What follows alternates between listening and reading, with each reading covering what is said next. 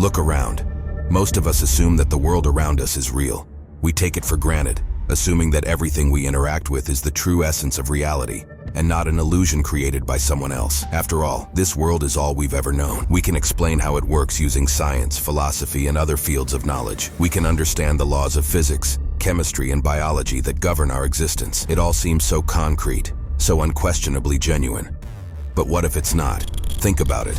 Our universe operates on precise mathematical laws, like a meticulously programmed system. From the orbits of celestial bodies to the behavior of particles at the quantum level, everything seems to adhere to a set of rules that underpin our reality. But who or what could be behind this grand simulation? Are we the creation of a highly advanced civilization, an experiment in a cosmic laboratory? Well, let's find out.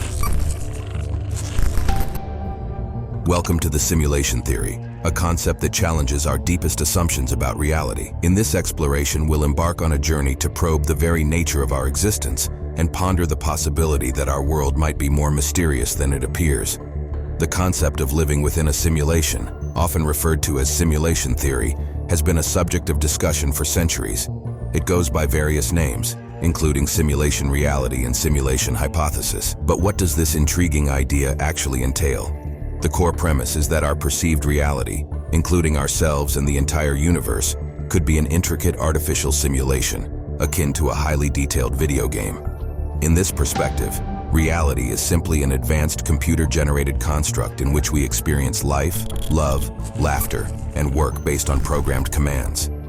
According to many famous scientists and researchers, the likelihood that we exist within such a simulation is greater than the probability of living in an entirely physical reality. World-famous theoretical physicist Michio Kaku stated that if we continue to progress in this direction, it might become possible for us to create simulations that are indistinguishable from reality. Remarkably, the more scientists and researchers dive into this theory, the more evidence they seem to uncover that we are indeed living in a simulation, further deepening the mystery. Well, let's dive in and see. In 2003, philosopher Nick Bostrom introduced his thought-provoking simulation theory analysis, which raises the intriguing possibility that our reality is, in fact, an artificial construct created by an advanced civilization. Bostrom presents what he calls the simulation trilemma, outlining three distinct possibilities. Possibility 1. Bostrom suggests that if the human species is very likely to become extinct before reaching a post-human stage of technological advancement, then no civilization, including our own, would possess the capability to create highly realistic simulations. In this scenario, our world would not be a simulation because the means to construct such virtual realities would not exist. Possibility 2. Bostrom states that advanced post-human civilizations might simply lack the desire or motivation to create simulations like ours, prioritizing different endeavors over simulation construction. However, the most intriguing possibility, Possibility 3, is that we are almost certainly living in a simulation. Bostrom argues that if post-human civilizations do have the inclination to create simulations, it's highly likely that they would generate numerous such simulations, making the odds of us residing in the one true base reality exceedingly slim. In this view, our perceptions and experiences are products of a simulated existence, and the true nature of reality lies beyond the confines of our simulated world.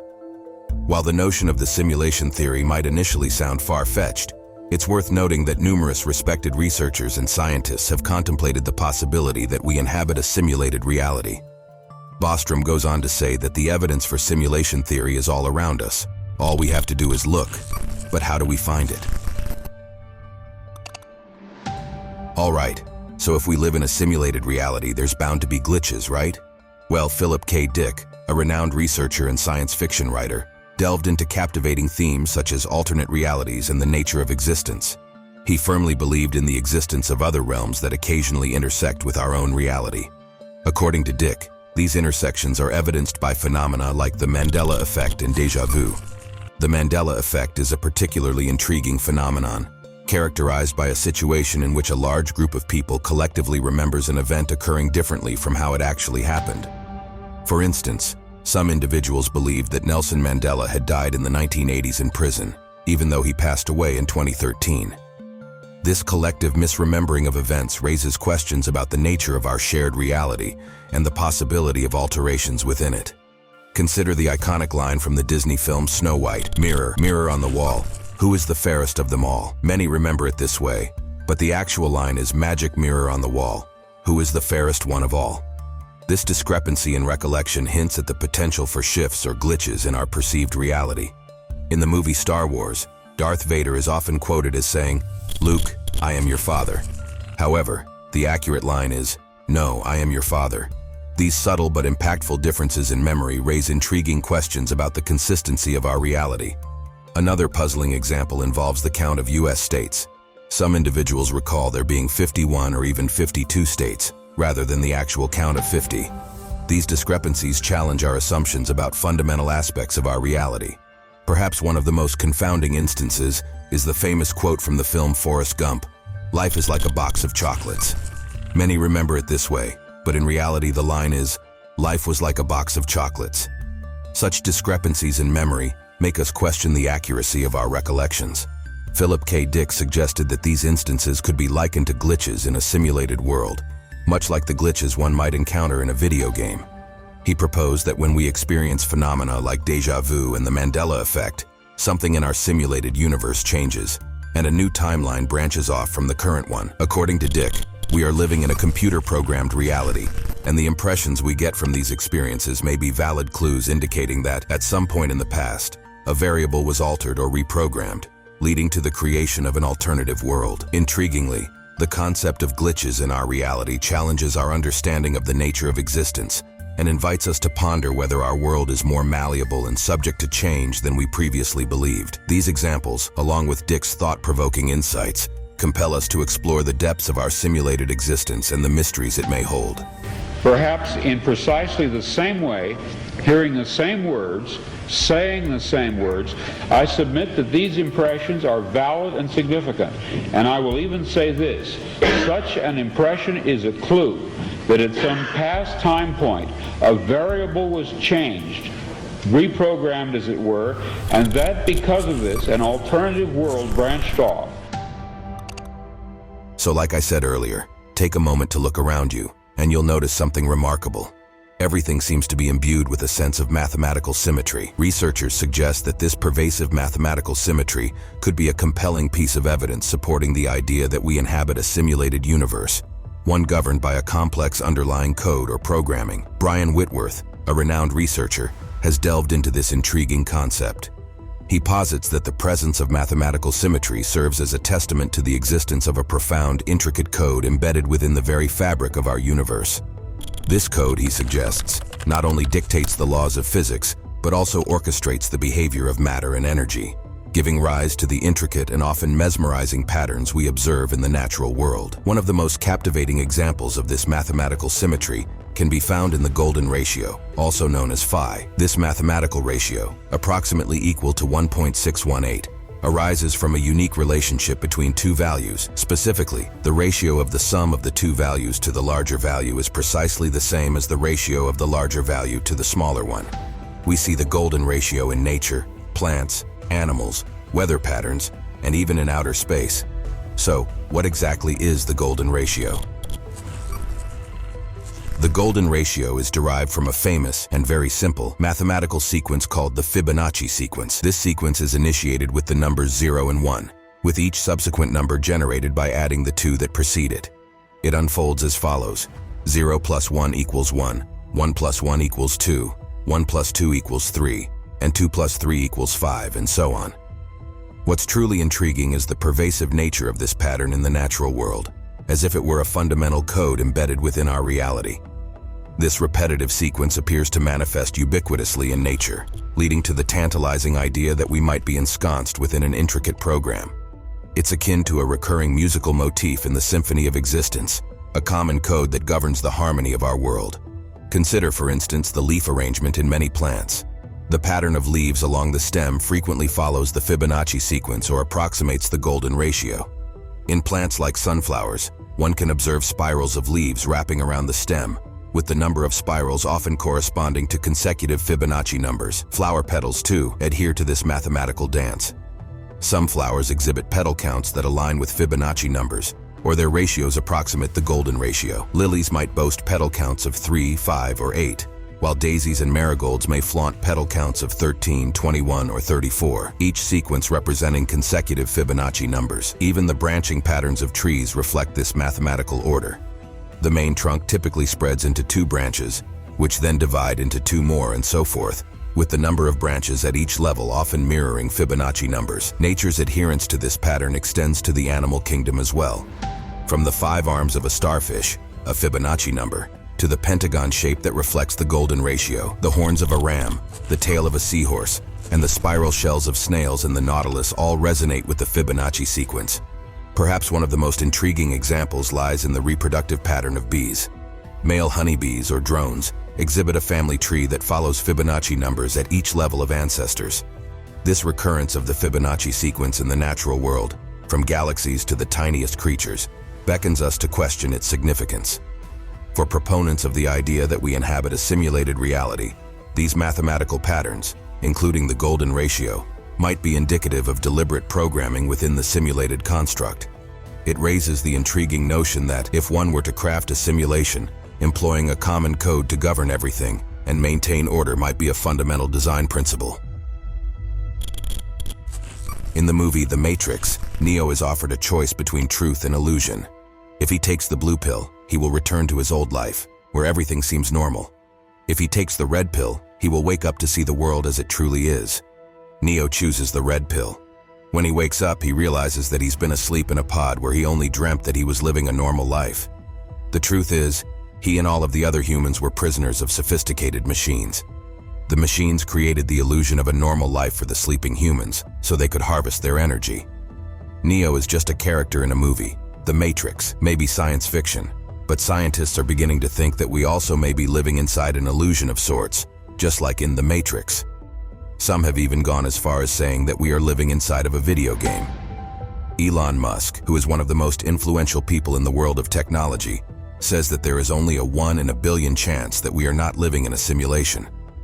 Musk says that technology is advancing so fast that soon we will be able to create games or simulations that are indistinguishable from reality. That means we could create entire artificial worlds. Sounds familiar? This sounds like virtual reality to me. Video games offer experiences that rely on the active participation of players, where their actions and decisions shape the progression and outcomes within the virtual world. In these interactive digital environments, players act as observers who directly influence the unfolding events. Interestingly, the concept of observation in video games aligns with simulation theory, suggesting that everything within a simulated world exists as potential until observed. In order to provide a smooth experience, video games render only the parts of the environment that are being observed by the player at any given time. What lies beyond their field of view remains unknown, awaiting observation. Scientists are currently exploring a fascinating idea that challenges our understanding of reality. According to their research, it appears that reality itself might be flexible and responsive to conscious observation and interaction. In other words, the way we perceive and engage with the world around us may actually influence and shape what we experience. To support this notion, scientists have devised a simple yet compelling experiment. Its results suggest that reality behaves in a manner similar to a video game, where the observer possesses the power to mold their desired reality. What's truly remarkable is that the act of observing alone holds the potential to not only influence, but also create the very reality one desires. A prominent example that illustrates this concept is the double-slit experiment. This experiment vividly demonstrates how the observer's presence and attention can profoundly impact the outcome. It serves as compelling evidence that our conscious observation plays a crucial role in shaping the nature of reality itself. This experiment shows exactly that. Let's jump in. The double-slit experiment is a fascinating exploration of the dual nature of particles and waves in the quantum world. The historical debate regarding the fundamental nature of light, whether it is composed of particles or waves, spans centuries. In the 17th century, Sir Isaac Newton famously proposed that light consists of a stream of particles. This view held sway until the early 19th century, when Thomas Young devised the groundbreaking double-slit experiment aimed at proving the wave-like nature of light. It works like this. When particles are fired in a straight line at a screen with one slit, we expect them to create a clumped pattern, while waves passing through a single slit typically produce a classic wave pattern. However, the experiment takes a perplexing turn when a second slit is introduced. In the presence of two slits, both particles and waves behave unexpectedly. Each slit appears to create its own wave, acting as separate entities. However, when these waves interact, something astonishing happens. They converge, forming what's known as an interference pattern. Now, electrons. Electrons possess mass, much like we do, and when fired through two slits, we might intuitively expect to see two clumped patterns. However, what boggles the mind is that electrons produce an interference pattern, mirroring the behavior of waves, which defies conventional expectations. Intrigued by this anomaly, scientists revisited the experiment in the 1960s. They decided to fire electrons one at a time through the slits, and yet, the interference pattern persisted. Perplexed, they added detectors to observe the electrons as they passed through the slits. And that's when things took a startling turn. The interference pattern vanished, replaced by a clumping pattern. When the detectors were removed, the interference pattern reappeared. It's as though the particles somehow know they are being observed, altering their behavior accordingly. Then a famous physicist, John Wheeler, decided to go deeper into this, proving it with his groundbreaking delayed choice experiment. In this setup, particles are shot through the double slit, but the detectors are not activated until the electrons are just about to reach the screen. Astonishingly, the particles initially behave like waves, passing through the slits as waves. However, the moment an observer decides to observe the particles just before they reach the second screen, they transform into particles again. This transformation shows that electrons can seemingly change their past behavior based on future observations, almost as if they are navigating through time. John Wheeler's delayed choice experiment unveils a profound revelation. Particles exist in a superposition, simultaneously passing through both slits and interfering with themselves, creating a wave pattern of probabilities. This phenomenon challenges our understanding of reality, suggesting that particles have the capacity to retroactively alter their past actions based on future interactions, blurring the lines between the present and the past in the quantum realm.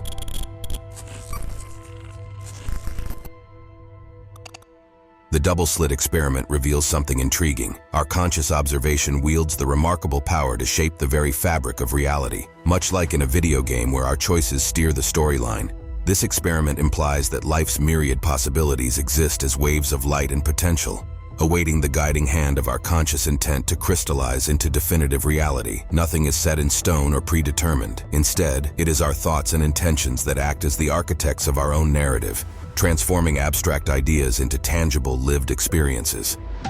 Now consider this. If we were to conceive of our world as an intricately designed simulation akin to a vast and immersive video game, it becomes essential for it to run seamlessly. Just as video games incorporate error-correcting codes into their programming to ensure stability and smooth gameplay, our reality may also include such mechanisms.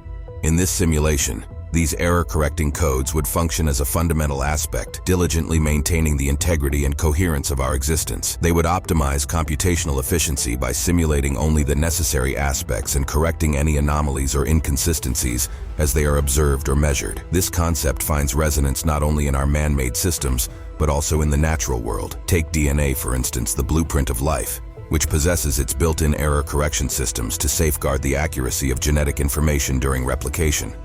Similarly, in biological systems, feedback loops maintain homeostasis by constantly monitoring and rectifying deviations from optimal conditions. Even in the navigation of marine animals through vast oceanic environments, error-correcting-like mechanisms come into play, allowing these creatures to adjust their paths based on environmental cues. The presence of error-correcting mechanisms both in human-designed systems and the natural world underscores their pivotal role in ensuring the reliable transmission of information. Therefore, it is conceivable that error-correcting codes could serve as fundamental mechanisms upholding the integrity and coherence of our reality. In this hypothetical framework, these codes would work tirelessly behind the scenes, perpetually vigilant in monitoring and correcting any potential glitches or random errors that might arise. So the question lingers: are we in essence living within a meticulously crafted simulation? So this case has truly been mind-blowing for me.